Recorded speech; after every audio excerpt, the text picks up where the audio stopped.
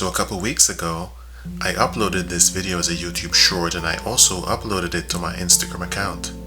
Some of my subscribers thought I had used my Nikon CoolPix P950, but in fact, it was filmed with my Samsung Galaxy S24 Plus cell phone, which has a very wonderful camera. Now, I'm not a big fan of vertical videos, but in this particular shot, I believe the vertical framing really helped to capture the depth of this pier. Now, I did promise my subscribers that I would redo the video with my P950, and I have that video right here. But unfortunately, there was no fog that day. The biggest difference between my Samsung cell phone and the P950 videos is that the P950 video is shaking a lot more. Why is that?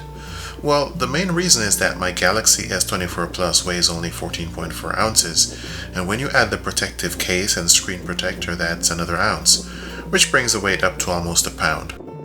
According to Nikon, my P950 on the other hand weighs just over 2 pounds. I'm not sure if that includes the weight of the battery, but my P950 feels much heavier than 2 pounds, perhaps closer to 3. If I factor in the weight of the battery, then we're talking about a weight of just over 2.5 pounds, which is leaning more towards my estimate of 3 pounds. This is the reason why the P950 video is a lot more shaky, because my hand was struggling to keep the camera steady. But this problem is not restricted to the P950. Any object that weighs more than a pound is going to cause serious fatigue in your arm if you hold your arm up for a long time. So if you're going to record any videos on your P950 that require stability, be prepared to hold the camera with both hands or use a gimbal. The gimbal that I would recommend for the P950 is the DJI Ronin RS3 Mini. The RS3 Mini is rated to handle up to 4.4 pounds or 4 pounds 6 ounces. This allows you to mount the P950 and then mount a light inside the hotch of the P950 like I normally do when recording in low light areas or at night. The RS3 Mini should be more than enough, but if you have a light with a longer battery life like the Neewer CN160, then you might need the Pro version of the RS3, which can handle up to 10 pounds. Typically though, my Neewer 9-inch LED light is sufficient because I'm usually not recording for an extended period. The built-in battery is rechargeable via a USB cable, and I have knobs to control the brightness as well as the color temperature. Another problem that the gimbal would solve is that of keeping the camera level. In this video, for example, you can see that the camera is tilted at an angle. In a previous video, I showed how you can use a level pattern on the screen to determine if the camera is level or not.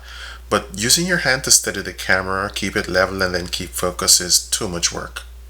Obviously, the P950 is not my recommended choice for doing professional work. But if you're on a budget or you simply want good quality home videos, pairing this camera with the right gimbal can give you some very good results.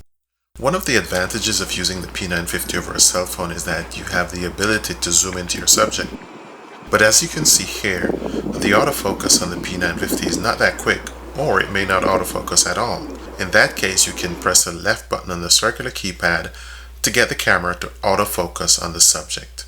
Having the gimbal keep the camera focused and level allows you to free up your other hand to adjust the focus when needed.